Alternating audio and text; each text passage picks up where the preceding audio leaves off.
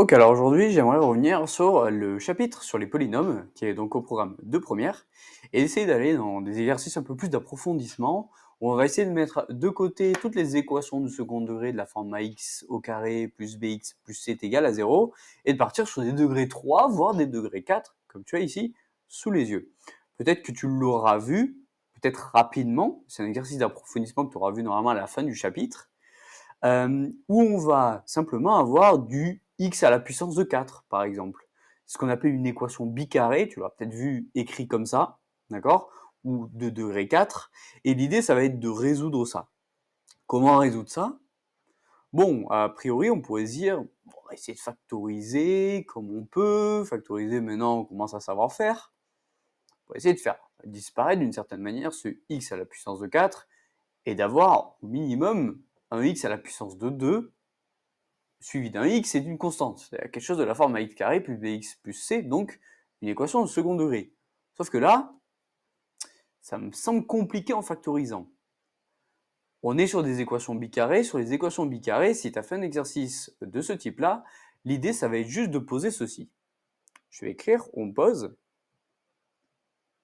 Je vais faire un petit système d'équations, hop, où je vais écrire grand X est égal à x carré. C'est-à-dire je vais poser une lettre en fait. Généralement on met grand X pour rester sur une inconnue qu'on appelle souvent X dans ce genre d'équation-là.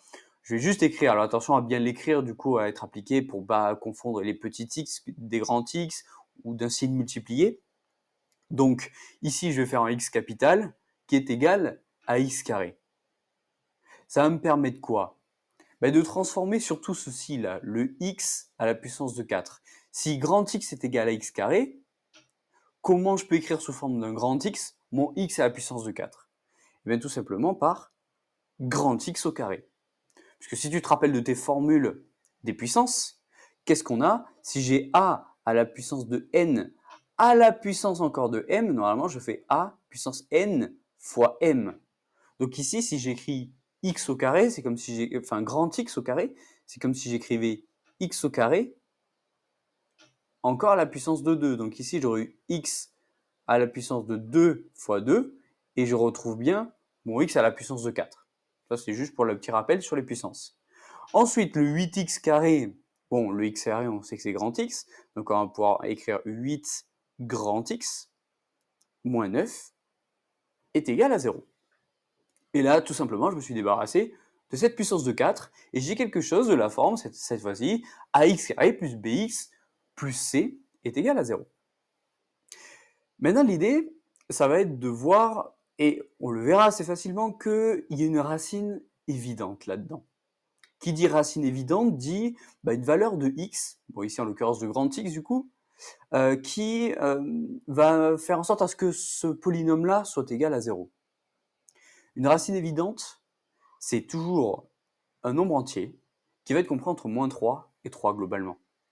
Donc l'idée, quand on te demande, là, si jamais on avait une sous-question, petit a ou petit 1, peu importe, qui nous disait trouve-moi une racine évidente de ce polynôme-là, il aurait fallu faire quoi? Soit tu le vois assez facilement, tu le fais par le calcul mental, là on le voit assez facilement, soit tu tapes à la calculatrice, tu essaies d'écrire donc ce polynôme-là, avec grand X est égal à moins 3, moins 2, moins 1, 0, 1, 2, 3. Ça tombera toujours dans ces valeurs-là. Pas une valeur décimale, pas une valeur non plus au-delà de cet intervalle moins 3, 3. C'est une racine évidente. C'est un truc hyper simple à trouver, d'où son nom, racine évidente. Donc, la racine évidente, là pour le moment, on va essayer de trouver la première racine. On verra qu'il y aura plusieurs racines. Donc pour le moment, ma racine évidente, je vais l'appeler grand X indice 1 pour voilà, donner ma première solution. Si on le fait mentalement, je t'invite à essayer sur la calculatrice à mettre la vidéo en pause. Sinon, regarde, mentalement, on le voit très bien que si je remplace mes grands X ici par 1, je fais 1 au carré, 1, 1 plus 8 fois 1, 8, 1 plus 8, 9, 9 moins 9, 0. Donc en fait, ma racine évidente ici, c'est tout simplement 1. Maintenant, ça c'est ma première racine. D'après le cours, qu'est-ce qu'on peut écrire? D'après le cours, la deuxième racine peut être déduite peut être déduite avec quoi? Et ça, normalement, tu l'as vu en cours, dans les propriétés supplémentaires à la fin de ton chapitre, que la deuxième racine peut être déduite du produit ou de la somme des racines. Moi, je vais le faire par exemple avec le produit. Les deux fonctionnent, hein. Peut être déduite du produit des racines. On a alors, je vais l'écrire x2 est égal à quoi? Là, il faut juste que tu te souviennes de ta formule, hein. Normalement, on fait C sur A. C ici, bah, c'est la valeur que j'ai ici, hein. C'est le moins 9. Le A, il est devant mon grand X carré. Donc, ça me fait quoi? Ça me fait moins 9. Oula, si je reprends le surligneur, ça ne va pas le faire. Hop. Je vais faire moins 9 sur A, la valeur qui est devant le X. Bon, c'est pas 0, hein, on est d'accord, je peux mettre un 1, ça ne changera rien. Donc, moins 9 sur 1, ce qui fait que ma deuxième racine est égale à moins 9. Ok. Une fois que j'ai ça, je vais pouvoir écrire que pour tout réel x, on a une deuxième équation qui est équivalente à quoi? À partir du moment où j'ai factorisé avec mes deux racines ici, je vais pouvoir écrire qu'on a x moins 1, moins ma première racine, facteur de x moins ma deuxième racine. Comme la deuxième racine, c'est moins 9 et qu'il faut faire x moins x1 facteur de x moins x2, je fais moins 9, ce qui me donne plus 9 ici, est égal à 0. Ce qui va pouvoir me donner le système d'équations que j'avais ici, que je vais juste factoriser à l'aide de mes racines. J'ai donc toujours mon grand X est égal à x au carré, je le laisse ici, et je vais écrire ma forme factorisée juste en dessous.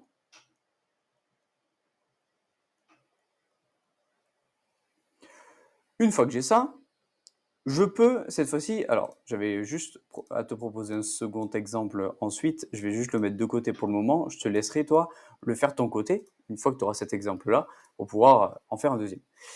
Maintenant que j'ai ce système d'équations, je vais pouvoir, maintenant que j'ai factorisé, laisser tomber mon histoire du grand X, d'accord? Ça, c'est associé à quoi? Je vais pouvoir, à la limite, je peux même enlever mon système d'équations, parce que si je mets mon symbole ici, je vais pouvoir enlever mon grand X, comme je disais, en remplaçant donc par x carré, en sachant que mon grand X, je l'ai écrit au-dessus, c'est x carré. J'ai donc x au carré moins 1, facteur de x au carré plus 9, le tout est égal à 0. Maintenant, ça, normalement, tu es capable de le résoudre assez facilement, hein. On a soit, comme c'est une équation produit, on a soit x au carré moins 1 est égal à 0, ou x au carré plus 9 est égal à 0. Une fois que j'ai ça, ben voilà, je résous, hein, simplement, hein. Ça ferait x au carré est égal à 1, ici. Donc attention, comme c'est un x carré, on a deux solutions. On a x donc, pas au carré, hop, x est égal à 1 ou moins 1, puisque 1 carré est toujours positif, donc je prenne x est égal à 1, que je mette au carré, ou moins 1 au carré, bien entre les parenthèses, hein. Dans les parenthèses, le moins 1, si tu veux le taper à la calculatrice, ça donnera 1 dans tous les cas. Et d'autre côté, on a x au carré est égal à moins 9. Et attention, comme je viens juste de le dire, ici, un x, enfin dans tous les cas, un x carré, 1 carré est toujours positif, donc ici, il n'y a pas de solution. Il n'y a pas de solution. Donc, ce qui peut me permettre d'écrire que l'ensemble de solutions est moins 1, 1 si je le mets juste dans l'ordre croissant, simplement. Tu peux le tester, si tu veux, en reprenant l'équation ici, en remplaçant les x par moins 1 et 1, et tu verras bien que le résultat est égal à 0. Donc je répète un petit peu le raisonnement qu'il fallait faire. On pose une valeur qu'on appelle grand X, X majuscule, qu'on va associer à x carré, histoire de simplifier dans un premier temps mon équation de degré 4, pour avoir quelque chose de la forme ax carré plus bx plus c est égal à 0. Je trouve une racine évidente. Deuxième étape. Ma racine évidente, je l'ai écrit x1 ici, est égal à 1. Ensuite, j'utilise le cours, troisième étape, pour trouver la deuxième racine en utilisant les propriétés des sommes ou du produit des racines. Ici, j'ai utilisé ici le produit. Tu aurais pu utiliser la somme, ça revient au même, il faut juste que tu fasses moins b sur a au lieu de faire c sur a comme j'ai fait ici. Tu trouves la deuxième racine, ici x2 est égal à moins 9. Une fois que tu as trouvé ces racines-là, ça te permet de factoriser en utilisant ton cours, de la forme donc grand X moins x1, facteur de x moins x2. Tu remplaces x1 et x2 par les valeurs que tu as trouvées, ça te donne x, enfin grand X moins 1, facteur de grand X moins 9, donc plus 9 est égal à 0. Ensuite, tu reprends, troisième étape, ton système d'équations. Tu dis toujours que ton grand X est associé à x carré, mais cette fois-ci, ce que tu vas faire, c'est que tu vas mettre de côté de nouveau le grand X pour revenir sur la petite valeur de x en remplaçant dans la forme factorisée ici le grand X par x carré.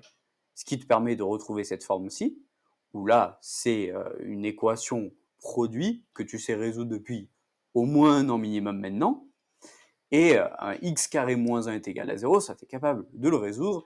X au carré plus 9 également, attention, juge qu'un carré est toujours positif, donc ici il n'y a pas de solution. Ce qui fait que tu arrives avec cet ensemble de solutions, moins 1, 1. Voilà, les deux solutions donc qui fait que cette équation du second degré, non on est trop habitué justement, mais de degré 4 soit égale à 0. Ok, maintenant si c'est compris, je te propose d'essayer de faire cette équation-là que je ne vais pas faire dans cette vidéo, mais ce que je te propose, c'est d'essayer de la faire maintenant toi-même, de me l'envoyer, comme ça moi je prendrai un moment pour le corriger, de te faire un retour là-dessus. Ça permettra de te montrer à toi-même que tu as bien compris ce que tu viens d'écouter. Maintenant, je te propose de passer à la factorisation maintenant d'un polynôme de troisième degré. Je te propose un exercice ici où on te dit soit le polynôme P, défini par P de x est égal à 6x au cube moins 23x carré moins 32x moins 15, et on va vouloir montrer que 5 est une racine, je l'ai mis entre parenthèses pour faire le lien juste avec ce qu'on avait fait avant, évidente de P. C'est pas comme tout à l'heure où tout à l'heure on voyait assez facilement quelle était la première racine évidente de notre polynôme. Ici, bon, ils sont sympas, j'ai envie de dire. Ils nous proposent de tester avec 5. Bon, on va tester avec 5, voir si c'est une racine évidente. Donc tout simplement, si c'est une racine évidente, notre polynôme ici doit être égal à 0. On va essayer avec 5, tout simplement ça revient à faire quoi? À faire P de 5. Allez, donc on est parti avec P de 5. Donc ça fait 6 fois 5 au cube, moins 23, aïe, j'oublie mon fois, hop, 5 au carré, moins 32 fois 5, moins 15. Hop, on prend ensuite la calculatrice. 6 fois 5 au cube, ça fait 750. Moins 23 fois 25, ça fait 575. 32 fois 5, ça fait 160. Moins 15. 750 moins 575, ça fait 175. Moins 160 moins 15, ça fait moins 175. Et on voit que 75 moins 175, ça fait bien 0. Comme on trouve que pour P de 5, le résultat est égal à 0, alors 5 est bien une racine de P. Ça, c'était le début, ça nous donne une première racine évidente qui te permet ensuite de travailler sur la suite. On nous demande de trouver un polynôme Q tel que pour tout réel de x, on est x-5 fois q de x. Alors là, ce qu'il faut que tu te dises, c'est que si on a x-5 ici, c'est pas pour rien. Ce 5-là, c'est celui dont on parlait juste avant. C'est celui-là.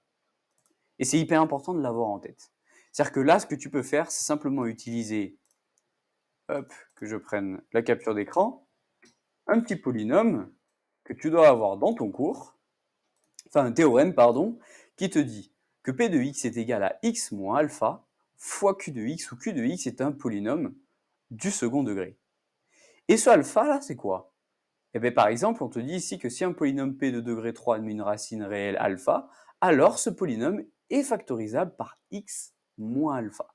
Donc l'idée dans cet exercice-là, ou dans un exercice en général où tu as à factoriser un polynôme du troisième degré, c'est de dire, ok, je prends la racine évidente, et la racine évidente, je l'utilise avec mon théorème de mon cours que je connais, où je vais factoriser de la manière x moins alpha fois q de x. On nous le donne ici, c'est cadeau. Sinon, tu aurais juste à repenser à ta formule et à remplacer le alpha qui est ici, là, 5, d'accord, par la valeur de la racine évidente qu'on a à la première question. Donc, maintenant, ce qu'il faudrait faire, c'est essayer d'écrire tout ça en développant. Alors, je vais écrire mon p de x qui est égal à x moins 5 facteur de q de x. Parenthèse ici sont peu utiles. Et ce que je vais simplement faire, en fait, c'est me dire, ok, x moins 5, c'est multiplié à quoi?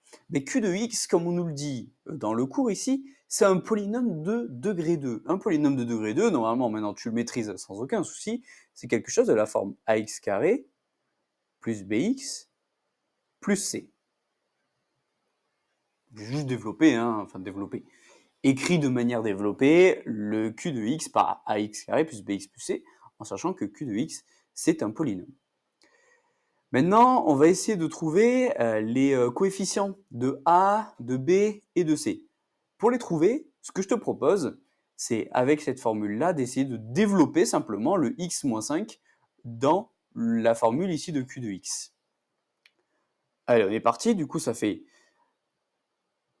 ax au cube, donc je fais x fois ax carré, donc ça fait ax au cube plus bx carré plus cx moins 5ax carré moins 5bx moins 5c.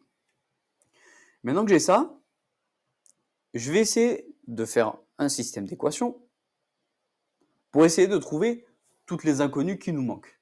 Alors, a, b et c, les coefficients donc du polynôme de degré 2. Ce que je vais essayer de regarder là, c'est la forme développée. Dans la forme développée, je vais essayer de factoriser dans la mesure du possible pour avoir, si tu veux, une formule de la forme ax carré plus bx plus c. Je m'explique. Ici, on ne peut pas faire grand-chose pour le ax au cube parce que c'est le seul terme où on a du cube. Donc je ne peux pas y faire grand-chose. Par contre, si on regarde, je vais surligner, admettons les x carrés, là j'ai du x carré, là j'ai du x carré. Si j'essaie de factoriser le x carré, j'ai b moins 5a, le tout multiplié par x carré. Donc je peux écrire plus, entre parenthèses, b moins 5a fois x carré. Comme ça, j'ordonne en fait mon polynôme avec les cubes, les carrés, les x et les constantes, juste en factorisant. Ensuite, je prends un autre code couleur. Hop, je vais prendre maintenant les x. J'ai du x ici, j'ai du x ici. Ces x que j'ai surligné ici sont multipliés par quoi? Par c et moins 5b. Je peux faire plus, entre parenthèses, c moins 5b, le tout fois x. Et ensuite, qu'est-ce qui me reste? Moins 5c, ça ne bouge pas, puisque c'est le seul terme où j'ai du c. Ok. Qu'est-ce que ça nous donne? L'idée, ça va être de donner déjà la valeur de a. Et la valeur de a, normalement, on la trouve assez facilement. Tac. Si on remonte, j'essaie juste de dézoomer pour que tu puisses tout voir. Ici, dans tout ce que j'ai développé, on retrouve quelque chose avec un cube, du x carré, du x et une constante à la fin. Donc on trouvera la valeur. Et en fait, là, moi, ce que je te conseille, c'est de remonter au polynôme que tu avais au départ, parce que ça, en fait, c'est la forme développée de P de x, tu vois. J'avais P de x qui est au départ, j'ai tout développé, j'obtiens ça, c'est juste que j'ai pas les valeurs de A, de B, ni de C. Mais c'est P de x, je l'ai marqué en début de ligne. Et P de x, je connais sa formule. Et donc le A, là, qui a devant mon x au cube, que j'ai développé, là, ce que je mets en rouge, eh bien, c'est ce que j'ai là, en fait. Donc A, en fait, je connais sa valeur. A est égal à 6. C'est ce que j'ai mis juste avant. Maintenant, pour ce qui est de la suite, ici, la valeur qu'il y a devant le x carré, c'est censé être moins 23. Sauf que, bon, on n'a pas la valeur de b, par contre, on a une valeur de b qu'on va pouvoir calculer grâce à a. Ici, si je prends ce que j'ai entre parenthèses, qu'il y a devant mon x carré, j'ai b moins 5a, et ça, je sais que ça doit être égal à quoi? Je remonte encore une fois dans mon polynôme ici, et je sais que ça doit être égal à moins 23. Je continue, même principe, je regarde ce qu'il y a devant mon x, ici. Je sais que ça doit être égal à moins 32, en remontant encore une fois dans mon polynôme. Donc je fais 5, c moins 5b est égal à moins 32. Et ensuite, il me reste à écrire que moins 5c doit être égal à moins 15. Encore une fois, en remontant dans mon polynôme. Une fois que j'ai écrit ce système d'équations, il ne faut pas que ça te fasse peur du tout, c'est pas bien compliqué, tu vas voir. Puisqu'on a déjà la valeur de a, qui est égale à 6, on peut trouver aussi très facilement la valeur de c. Donc je vais réécrire a est égal à 6. Si j'ai moins 5c qui est égal à moins 15, alors c par division, on retrouve c est égal à 5, à 3, pardon.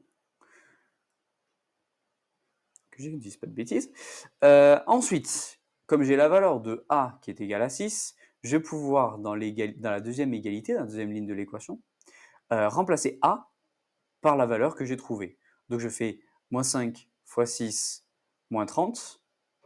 Le moins 30 passe dans le nombre de droite, il devient plus 30. Moins 23 plus 30, ça fait 7. Donc B est égal à 7. Maintenant que j'ai cette valeur de B, je prends la valeur de B dans la troisième ligne de mon système d'équation, où cette fois-ci je connais C et B, il faut juste que je vérifie à ce que ça tombe bien sur moins 32. C, j'ai dit que c'était égal à 3, donc je fais 3 moins 5 fois B, donc 5 fois 7, 5 fois 7, 35. 3 moins 35, ça fait bien moins 32. Donc, je me retrouve bien avec ce système d'équation-là. Il me manque juste à conclure. On a donc P de x qui est de la forme x moins 5, ça ne bouge pas. Et ce qu'on vient de trouver là, c'est vraiment les coefficients de q de x, qu'on soit d'accord là-dessus. Donc là, j'ai juste à remplacer mon polynôme du second degré où j'ai quelque chose fois x carré plus quelque chose fois x plus quelque chose par les valeurs que j'ai trouvées juste avant. A est égal à 6, donc je peux mettre le 6 devant le x carré, le 7 devant le x et le 3 qui va traîner en constante juste à la fin. Et là, je suis arrivé donc au but de l'exercice qui a été de factoriser ce polynôme de troisième degré par ce p de x en fait qui est factorisé de manière à avoir, ici en fait on a une fonction affine simplement, multipliée par un polynôme du second degré. Si c'est compris jusque-là, c'est parfait parce que là tu as compris le plus dur.